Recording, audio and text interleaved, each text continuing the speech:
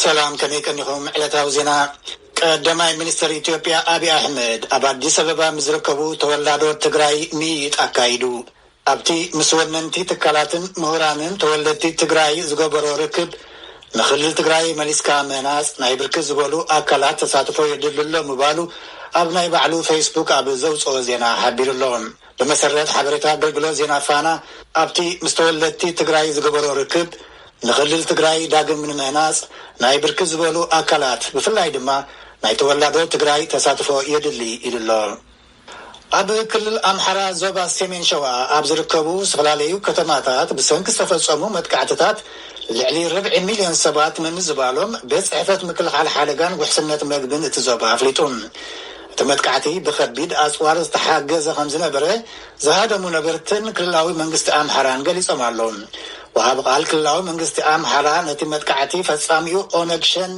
ኢሎም ጽውዕዎን ናይ ኦሮሞ ነጻነት ሰራዊት ኢና ዝብል ጉጅለን ተሓታቲ ክብል ከሎ ኣብ ውሽጢ ክልል አምሓራ ዝርከብ ምምሕዳር ብሔረሰብ ኦሮሞ ድማ እቲ ጉጅለ ኣይወዓሎን ኢሉሎም ሕጂ ሰራዊት ምክልኻል ኢትዮጵያ ኣብ ከባቢ ክልተ ኮማንድ ፖስት ኣስፊሩሎ መስፍን ኣራጌ ካብ ደሴ ዝላኮ ጸብጻብ ገብረ መድህን ከቕርበዩ ሓላፊ ቤት ጽሕፈት ምክልኻል ሓደጋን ውሕስነት ምግብን ዞባ ሰሜን ሸዋ ወርቃለማ ኮስትሬ ካብ 6 ሚያዝያ 2013 ዓመተ ምህረት ጀሚሩ ብዝተልዓለ ጸገም ልዕሊ 250,000 ህዝቢ ተመዛቢሉ ኢሎም በርካታ ጉዳት ደርሷል። ንብረቶቹ ደግሞ የሰው ታምሳል ምናልባት እነዚህ ዝርዝር በተጣራ መልኩ ብርክት ዝበለ ጉድኣት ወሪዱ እዩ ንብረት ዓንዩ ህይወት ሰብ ጠፍዩ ናይዚ ዝርዝር ተጻርዩ ኩነታት ጸጥታ ናብ ንቡር ክምለስ ከሎ ኣጻሪና ዕላዊ ዝኾነሉ ኩነታት ክፍጠር እዩ ዝብል እምነት ኣለኒ ሕዚ ብዘሎ ኩነታት ግን ናይቲ ከባቢ ሰላም ንምምላስ ይስራሕ ኣሎ በብደረጁ ንዘለዉ ኣካላት መንግስትን ናይቲ ከባቢ ሕብረተሰብን ብምዃን ናይቲ ከባቢ ሰላም ንምምላስ ጻዕሪ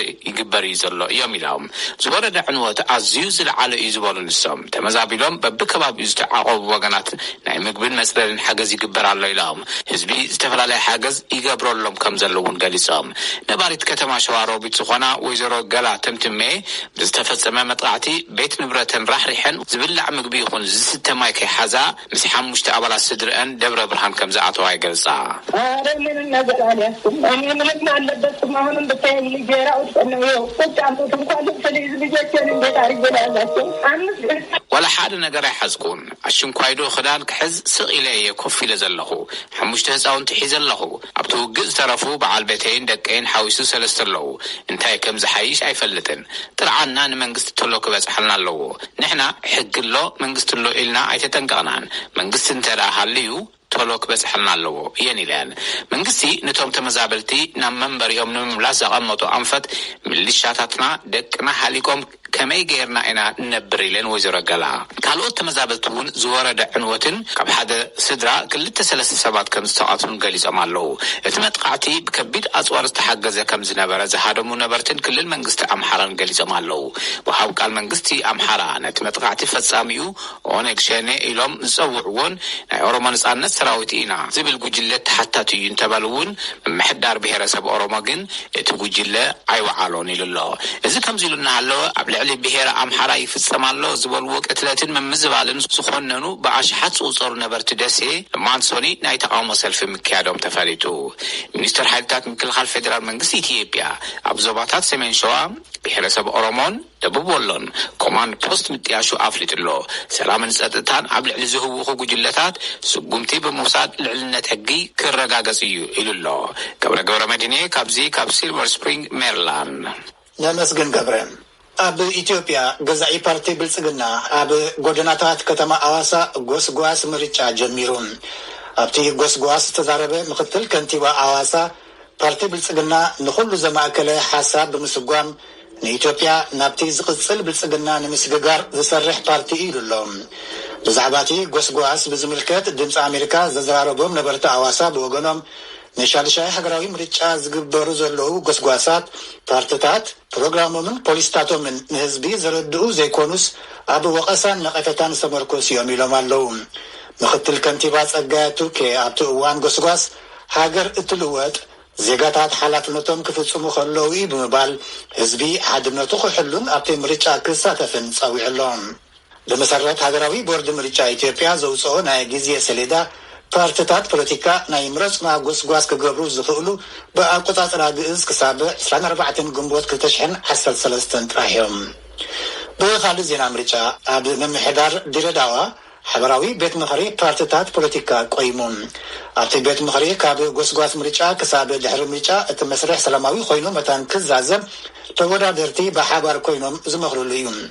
እቲ ቤት ምኽሪ ካብ ጎስጓስ ምርጫ ክሳብ ድሕሪ ምርጫ እቲ መስርሕ ሰላማዊ ኮይኑ መታን ክዛዘም ተወዳደርቲ ብሓባር ኮይኖም ዝመኽርሉ እዩ።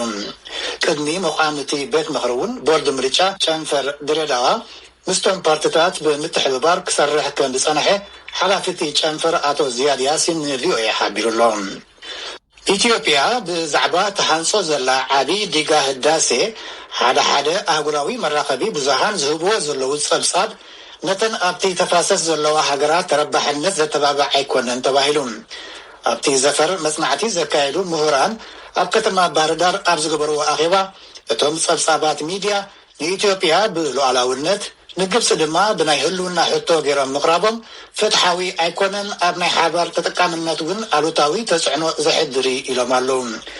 ንግብፂ ናይ ህልውና ሕቶ ንኢትዮጵያ ድማ ናይ ሉዓላውነት ጉዳይ ጌርካ ጉጉይ ዝኾነ ሓበሬታ ብሚድያ ምቕራብ ኣብቶም ሸምገልቲ ጉጉይ መረዳእታ ክህሉ ዕድል ፈጢሩ እዩ ዝብሉ እዞም ምሁራት እቲ ጸብጻባት ነተን 11 ኣብ ተፋሰስ ኒል ዘለዋ ሃገራት እውን ናይ ሓባር ጠቕሚ ኣብ ግምት ዘእተወ ክኸውን ኣለዎ ኢሎም ከም ጸብጻብ ኣስቴር ምስጋናው ካብ ባህርዳር። መንግስቲ ጫድ ካብ ሊብያ ናብ ውሽጢ ግዝኣተይ ዝኣተዉ ዕጡቓት በታትነዮም ይብል። እቶም ንለውጢ ጫድ ንዋጋእ ኣለና ዝብሉ ዕጡቓት ግን ቃልስና ክንቅጽል ኢና ይብሉ ኣለዉ። ነቲ ካነም ዝተባህለ ሰሜናዊ ግዝኣት እውን ናፃ ንምውፃእ ይሰርሑ ከም ዘለዉ ይገልጹ። እዚ ዝኸውን ዘሎ ፕሬዚደንት እድሪስ ደቢ ናይ 30 ዓመት ግዝኣቱ ዝሓለፈ ሰሙን ኣብ ዝተኻየደ ምርጫ እውን ብምዕዋት ስልጣኑ ኣብ ዝናውሓሉ እዋን እዩ። ኣብ ግብፂ ሓንቲ ናይ ህዝቢ ባቡር ሓዲዳ ስሒታ ብምግልባጣ ብውሕዱ 11 ሰባት ሞይቶም 98 ካልኦት ቆሲሎም ከም ሓበሬታ ሰበስልጣን ጥዕና። እታ ካብ ካይሮ ናብ ከተማ ናይል ደልታ ትጓዓዝ ዝነበረት ባቡር ኣብ ከተማ ባንሃ ምስ በጽሐት እያ ብውሕዱ 4 ባጎኒታታ ካብ ሓዲድ ወፂኡ ተገላቢጡ። ኣብ ዝቐረባ እዋን ንግብፂ ካብ ዘጋጥማ ዘሎ ብርክት ዝበለ ሓደጋታት ባቡር እዚ ናይ ትማሊ ሰንበት ዳሕራዋ እዩ። እዚ ድምፂ ኣሜሪካ እዩ፣ ዋሽንግተን። ሰራዊት ኣሜሪካ ካብ ኣፍጋኒስታን ድሕሪ ምውፅኡ ኣብቲ ሃገር እንታይ ከም ዝኸውን ብርግጽ ዝፍለጥ ነገር የለን ኢሉ ሓደ በዓል ስልጣን ዋይት ሃውስ። ፕሬዚደንት ጆ ባይደን ኣብ ኣፍጋኒስታን ተሪፎም ዘለዉ ክሳብ 3500 ዝኾኑ ወታደራት ኣሜሪካ ክሳብ መስከረም ከውፅኦም ምዃኑ ተዛሪቡ እዩ። ኣማኻሪ ሃገራዊ ጸጥታ ዋይት ሃውስ ጄክ ሱሊቫን ምስ ማዕከን ዜና ፋክስ ኒውስ ክዛረብ ከሎ ዩናይትድ ስቴትስ ክትገብሮ ትኽእል ንመንግስቲ ኣፍጋኒስታን ጸጥትኡ ከውሕሰሉ ዝኽእል ዓቕምታት ንክህልዎ ምሕጋዝ ኢሉ። ኣብ ሰነት መራሒ ሪፓብሊካን ሚች መኮነል ግን ካብ ጸላኢ ምህዳም ዝግበር ጌጋ ኢልዎ ኣሎ። ሕቡራት ሃገራት ኣብ ናይ ወርሒ ጥሪ ጸብጻቡ 500 ዝኾኑ ተዋጋእቲ አልቃዒዳ ኣብ ኣፍጋኒስታን ኣለዉ ኢሉ ነይሩ እዩ። ትካል ህዋ ዩናይትድ ስቴትስ ናሳ ካብ መሬት ወፃኢ ንመጀመርያ ግዜ ኣብ ካልእ ፕላኔት ከብርር ምኽኣሉ ኣፍሊጡ። ናሳ ናብ ማርስ ዝለኣኻ ኢንጀኒቲ ዝተባህለት ሄሊኮፕተር ሎምሶኒ ካብ ምድሪ ቤት ማርስ ብድዲላ ብሰላም ክትዓልም ምኽኣላ ዘርኢ ስእልታትን ዳታን ምርካቡ ዓወት ተሰሚዕዎ ኣሎ። ኣብ ካሊፎርኒያ ዝርከቡ ተቆጻጸርቲ ሳይንቲስታት እታ ኣብ ማርስ ዘዕለብዋ በራሪት ሄሊኮፕተር ሎሚ ሞተራ ኣተሲኣ 3 ሜትሮ ዝኣክል ንላዕሊ ሓፊላ ድሕሪኡ ብሰላም ምዕላባ ብጠቃዒትን ድምፅን ተሓጓሶም ገሊፆም ኣለዉ። እታ 1.8 ኪሎግራም ትምዘን በራሪት ዝሓለፈ ለካቲት ናብ ማርስ ዝተለኣከት እያ። ክሳብ ሎሚ ድማ ኣብ ማርስ ኮይና ክትበርር ትኽእል እንተኮይና ክስራሓላ ጸኒሖም። ኣብ መወዳእታ ብዘይ ዘዋራይ ብናህሪ ትሕንበብ ዝነበረት ተስላ ተጋጭያ።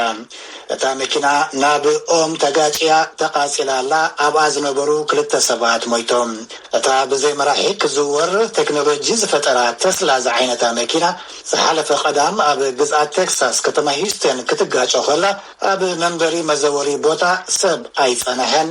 እንታይ ደኣ ሓደ ኣብ ናይ ተሳፋሪ መንበር እቲ ካልኣይ ኣብ ድሕሪት ከም ሓበሬታ ፖሊስ።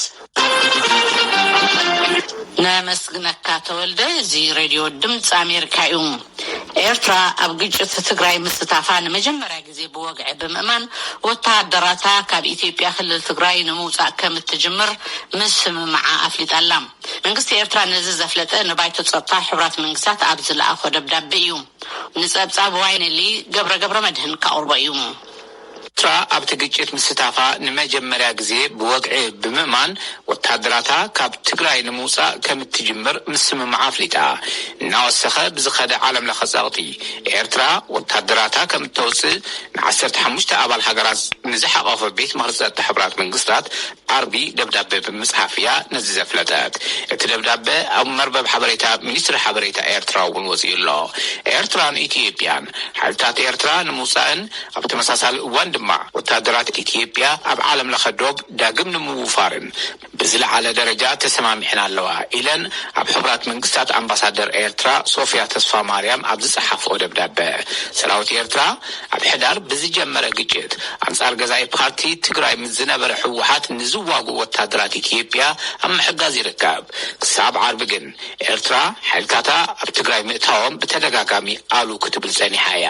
ቀዳማይ ሚኒስትር ኣብይ ኣሕመድ ወታደራቶም ንመራሕቲ ሕወሓት ክሕዙ ናብ ትግራይ ከኣቱ ኣዚዞም መንግስታት ኢትዮጵያን ኤርትራን ብነበርቲ ከባቢ ብዲፕሎማስኛታትን ገለ ሲቪላውን ወታደራውን ሰበስልጣን ኢትዮጵያን ንዝብልዎም ብምጽራር ተሳትፎ ወታደራት ኤርትራ ብዝምልከት ንኣዋርሕ ክኽሕዱ ጸኒሖም እዮም።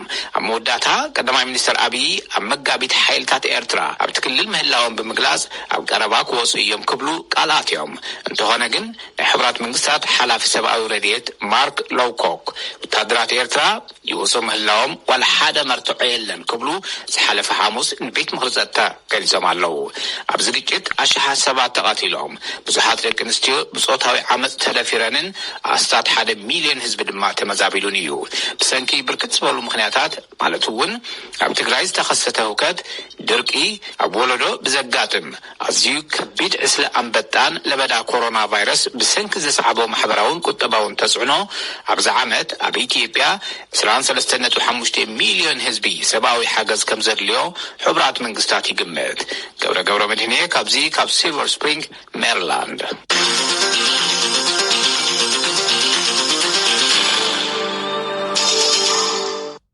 ነመስግነካ ገብረ። እዚ ሬድዮ ድምፂ ኣሜሪካ እዩ። ንሶምናዊ ስፖርታዊ ጸብጻብ ናብ በትረ ስልጣን ክንሓልፍ ኢና።